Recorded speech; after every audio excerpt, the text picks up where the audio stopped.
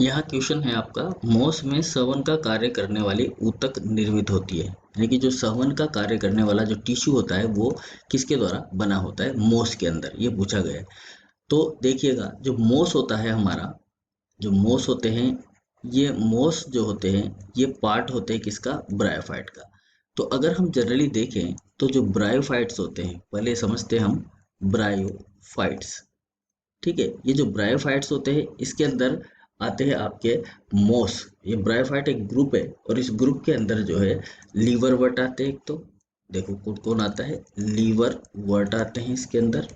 ठीक है, दूसरे आते हैं इसके अंदर मोसेस। ठीक है, और तीसरे आते हैं इसके अंदर हॉर्न वर्ट। ठीक है, हॉर्न वर्ट आते हैं। देखिएगा, तो कहने का मतलब है ब्रायोफाइट के अंदर आने वाला पादप समूह है मोसेस। ठीक है, अब हमें पता है कि जो ब्रायोफाइट होते हैं वो नॉन वेस्कुलर प्लांट होते हैं, यानी कि असंवहनीय पादप। कौन से पादप होते हैं ये, नॉन वेस्कुलर प्लांट, यानी कि असंवहनीय पादप होते हैं। असंवहनीय पादप यानी कि इनके अंदर संवहन तंत्र नहीं पाया जाता है, संवहन तंत्र नहीं पाया जाता है। तो ब्रायोफाइट्स यानी कि मोसेज के अंदर जो है संवहन तंत्र जो होता है वो क्या होता है, संवहन तंत्र जो होता है वो क्या होता है, अनुपस्थित होता है। क्या होता है जी, अनुपस्थित होता है, ये चीज ध्यान रखनी। और जो संवहन तंत्र होता है वो किससे बना होता है, संवहन तंत्र दो प्रकार के टिश्यू से मिलकर बना होता है। एक जाइलम होता है और दूसरा कौन होता है, फ्लोएम होता है। इनसे मिलकर बना होता है। और ये जो संवहन तंत्र है यही यहाँ पर क्या होता है, अनुपस्थित होता है। किसके अंदर, मोस के अंदर। बात समझ में आ गई।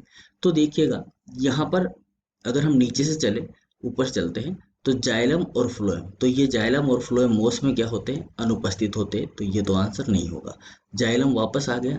स्थूल कोण ऊतक, देखो स्थूल कोण ऊतक अगर हम देखें तो ब्रायोफाइट में जो है सारा का सारा ब्रायोफाइट जो सिस्टम होता है वो बना होता है किसका, कौन से टिश्यू का बना होता है, तो वो बना होता है पेरेनकाइमा का। किसका बना होता है, पेरेनकाइमा का। इसके अंदर केवल पाया जाता है मृदुतक। कौन सा ऊतक पाया जाता है, मृदुतक या पेरेनकाइमा पाया जाता है इसके अंदर, और दूसरा टिश्यू सिस्टम नहीं पाया जाता, ये ध्यान रखना है। तो जो ब्रायोफाइट होते हैं जनरली किसके बने होते हैं, पेरेनकाइमा के। ब्रायोफाइट की एक खास बात ये भी होती है कि इसके अंदर जो है ट्रू रूट जो होती है वो एब्सेंट होती है। ट्रू रूट जो होती है वो क्या होती है, यहाँ पर एब्सेंट होती है। लेकिन इसके अंदर तना पाया जाता है, पत्ती पाई जाती है। इसका जो स्टेम होता है वो लीफ लाइक होता है। इसका स्टेम जो होता है वो कैसा होता है, पत्ती जैसा होता है, लीफ लाइक। स्टेम जो होता है लीफ लाइक होता है, यानी कि पत्ती के जैसा होता है। ठीक है, तो यहाँ पर ट्रू रूट जो होती है एब्सेंट होती है। तो पहला कारण तो क्या होगा, जब रूट ही एब्सेंट है तो रूट की जगह पर यहाँ पर क्या पाए जाते हैं, राइजोइड्स पाए जाते हैं। क्या पाए जाते हैं, राइजोइड्स। ठीक है, राइजोइड्स जो होते हैं वो प्रेजेंट होते हैं। तो रूट नहीं होती, तो रूट नहीं होती तो वेस्कुलर सिस्टम भी नहीं होता। ठीक है, तो स्थूल कोण ऊतक भी यहाँ पर नहीं होता। कहने का मतलब है क्योंकि जब ब्रायोफाइट जो है वो केवल पेरेनकाइमा से बने हुए हैं तो यहाँ पर दूसरा टिश्यू सिस्टम अवेलेबल हो ही नहीं सकता। ठीक है, तो पेरेनकाइमा ही यहाँ पर पाया जाता है। तो स्थूल कोण ऊतक भी यहाँ पर नहीं पाया जाता। पेरेनकाइमा को हम क्या बोलते हैं, मृदुतक। तो कौन सा टिश्यू सिस्टम पाया जाएगा यहाँ पर, मृदुतक। तो आंसर क्या हो जाएगा हमारा, राइट, मृदुतक। तो यानी कि कहने का मतलब है कि यहाँ पर जो संवहन होता है, यानी कि जो वेस्कुलेशन होता है, आदान प्रदान होता है, जल का संवहन होता है, वो किसके द्वारा होता है, मृदुतक के द्वारा होता है। किसके अंदर, ब्रायोफाइट में।